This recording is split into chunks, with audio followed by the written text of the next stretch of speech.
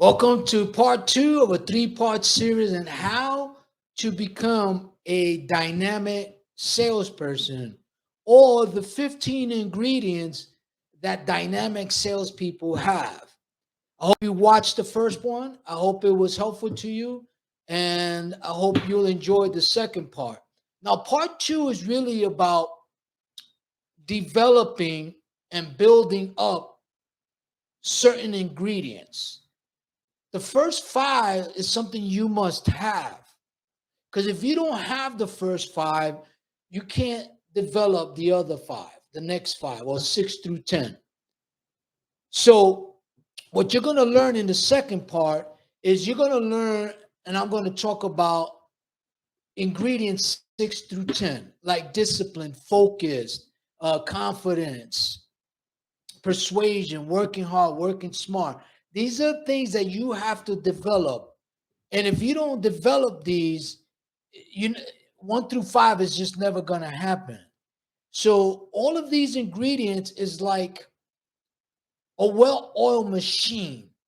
It's like a Rolls Royce or a Lamborghini or any expensive, exquisite car, that everything has to be running right. Everything has to work so that the vehicle can perform, right? So being a dynamic salesperson is like being a very powerful, fast vehicle. And if any of the ingredients or any of the tools are not working, or it's out of sync, the vehicle is not going to perform as well as it should be. Does that make sense? So being a dynamic salesperson is like being a very powerful vehicle, a fast vehicle. And all of it has to be working congruent. All of the parts of the vehicle have to be working together to get to the destination. What's the destination? Sales. What's the vehicle? Selling. Who's driving the vehicle? The dynamic salesperson. So before we go into part two, if you're watching this video on my channel, do me a favor, smash the like button. Don't forget to subscribe, hit the notification button, and share your comments. Buckle up, get ready for part two, and then watch your business grow. Now, for the introduction.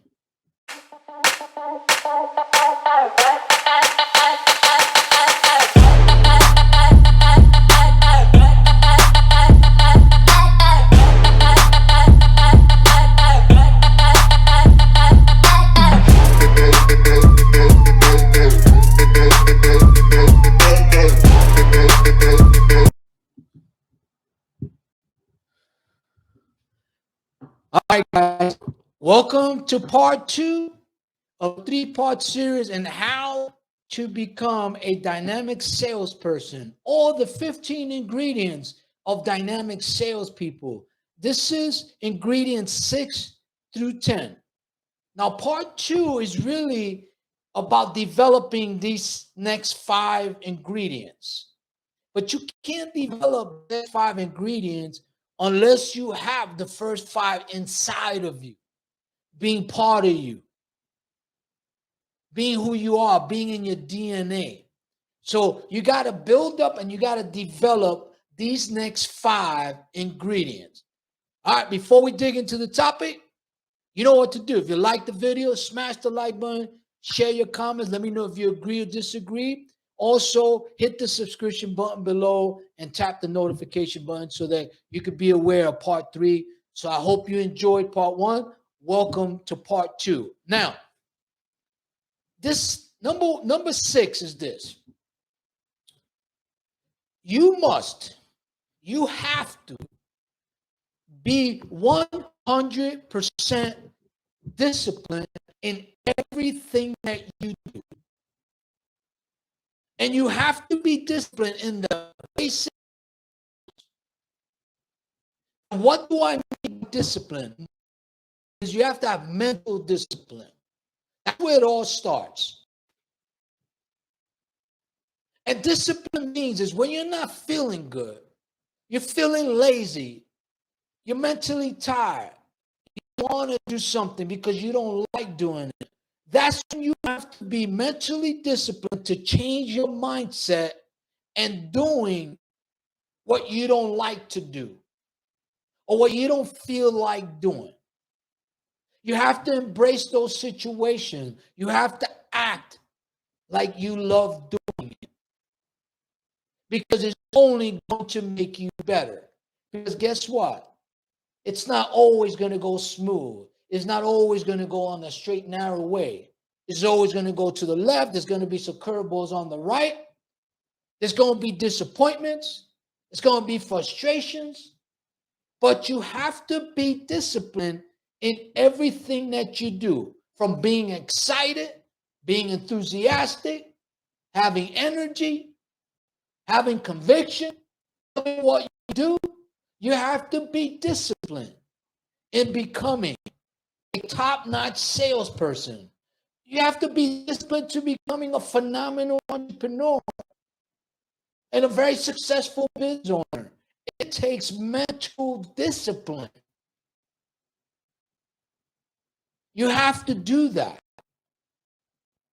Because it's easy when things are going well, right? But when things don't go your way, and there's adversity or situations that come up that you didn't expect, that you didn't cause, but your mental discipline has to deal with it. That's what determines and makes top-notch salespeople than average salespeople. And I'm going to say this again. Selling is a mindset. Closing is an attitude. And I'm going to add more to that. Cold calling is a tool. Selling is a vehicle. And the sales is the destination, right? Because you can't make sales unless you're selling. And you can't sell unless you're disciplined, right? So number 6 is discipline. Now, number 7 is you have to maintain focus. You see, a professional salesperson or dynamic salesperson is like any profession. It's like being a professional baseball player or football player or basketball player or a hockey player, soccer player, boxer. The top people in their industries are always focused. How do you get focused? Well, you got to have mental discipline. That's number 1. And then number 2, you got to starve out all and any of your distractions, whatever it may be, or whoever it may be. If people don't lead you or cannot be part that's going to get you to your destination, then you got to get rid of them. You can't focus because you're going to have bad energy. So you got to have focus. You have to starve out everything that distracts you, that makes you lose focus. And one of the things that really hinders a lot of salespeople is the internet. They start to chat, they start to do things, and they're spending a lot of time and wasted time on junk. When I'm using the internet, it's to get leads, to prospect, to cold call, all these platforms. Because I'm focused. I know the end game is sales, but I can't produce sales unless I enter in the right way, which is selling the right way, focusing on the selling process. That's where a lot of salespeople get complacent, because they're not focused. Does that make sense? All right. So number 7 is focus. Now, number 8 is confidence. Confidence is just experience coming from understanding your profession, knowing your profession, having the knowledge of your profession. You have to understand that as a professional salesperson, I consider myself a doctor, and my prospects are the patients. But confidence comes from having experience in doing things successfully over and over and over again. When the game is on the line, whether it's in basketball, football, baseball, you want to be the person up there to bat. You want to be the guy taking the last shot to win the game. You want to be the quarterback throwing that touchdown to win the game, right? But you got to have confidence in everything that you do. When a prospect has a bad attitude, you got to get them to have a better attitude. It takes confidence to be able to do that. So you got to step them up like I do. Strategically, professionally, but effectively. You got to have confidence when you speak that you know what you're talking about, that you produce, that they need you, and they need what you have to offer. And confidence comes from producing, having experience, understanding knowledge and information, and using it for the benefit of your prospect. That's confidence. No matter what they throw at you, you have a rebuttal for it. No matter what they say, you have a solution, or you better have it. That's called confidence. And people feel it. People can see it. People know when you know what you're doing because they see you when things are tough and there's adverse situations and there's problems. People are watching how you handle it. That's called confidence. You have confidence in yourself, what you're doing. Does that make sense? So nobody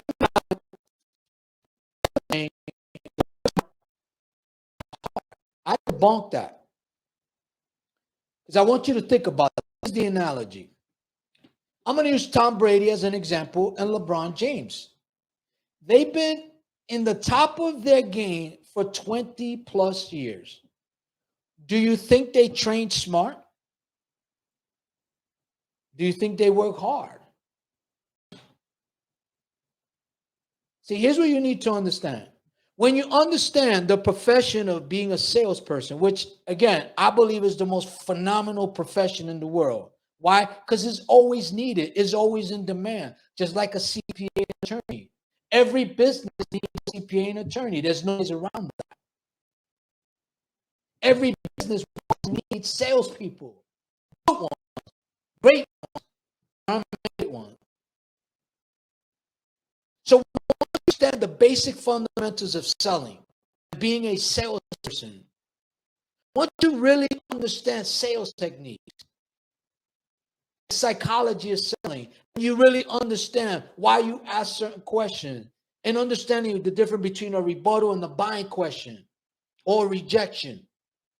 Once you understand all those elements and you fundamentally know what it all means and how to use that tool, you're going to work harder because you're smarter about how you work, right?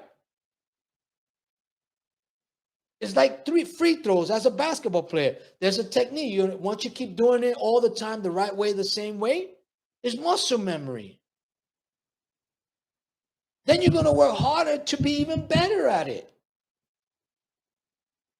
So as a salesperson, it's no different.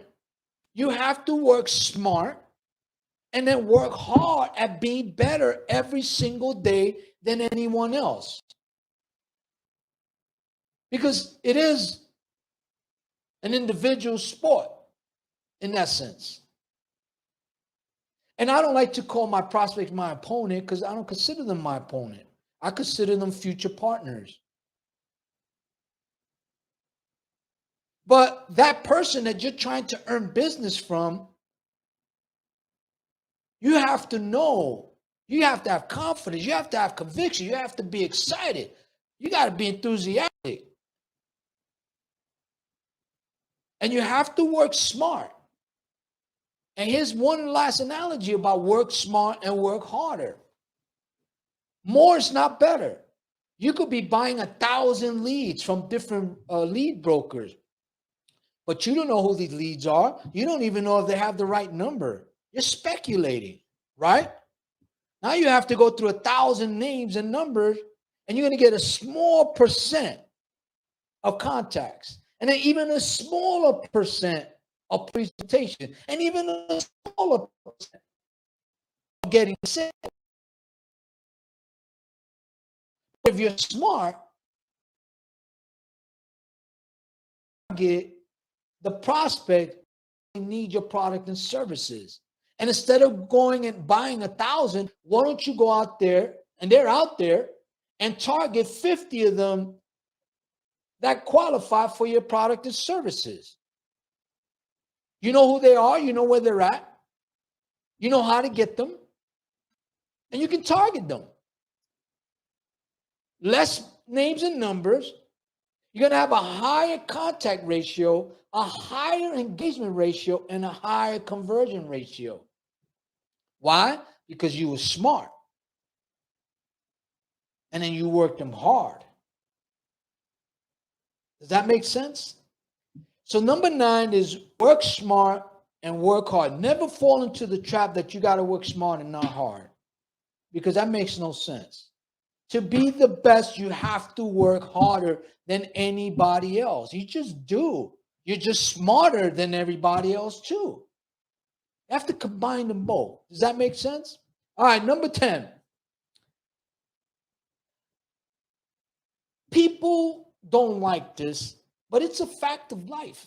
Number 10 is you got to be persuasive. You got a persuasion. We're all being persuaded one way or another every single day of our life. It's just a fact. It's a way of life. Your husband persuades you. Your wife persuades you. Your children persuade you. You persuade people. Persuasion comes from understanding problems. Be persuaded that they need what you want, and they know they need to get them to want it. And persuasion is a skill. When someone needs to do something, let's say you gotta go to the dentist. I don't want to go to the dentist. See, they don't want to go. That's the first response. You feeling say, I don't want to go to the doctor. But you go. I don't want to do this. I don't want to do that. Because it's not exciting. It's boring stuff. The things you need to do is boring in life. The things you want to do are emotional. That's exciting, right? So if a prospect needs what you're offering, and it's a boring product, but it's a productive product or service, your job is to get them and persuade them to want it, to take ownership, to like it, to love it, to know that it's the best medicine for their business, for their company, for their people.